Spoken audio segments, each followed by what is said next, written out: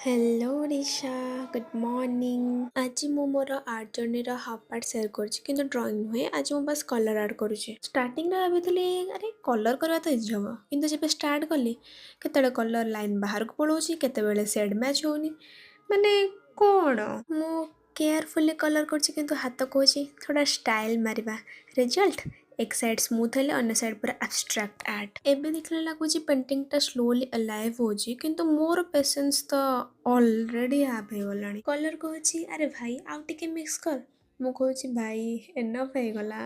मु धीरे धीरे स्मूथ सेटिंग करबा को ट्राई करूची किंतु को जगह स्मूथ को जगह पूरा मॉडर्न आर्ट हो जाउची लेयर ऊपर लेयर ऐड कर चलची किंतु से मु निजको ही पूछुची भाई मु कौन करूची हेले भी कष्टे मष्टे पेंटिंग टा अलाइव तो लगुची कलर पड़िया पर पूरा वाइब चेंज हो गला हाँ बेथले भी देखले सैटिस्फैक्शन तो मिलुची हेले मो पेशेंस रो बैंड बाजी गलानी ब्रश कहूची और थोड़ा डिटेलिंग करना मु कहूची भाई काले पे रखी दे प्लीज हेले भी मु छाड़बीनी कारण एटा कंप्लीट कले ही मजा आसो सॉरी गाइस नेक्स्ट पार्ट रे मु एटा कंप्लीट करबी एबे पई एते की मु आज पे डन वीडियो भल लागले लाइक शेयर सब्सक्राइब करबे रहूची बाय बाय।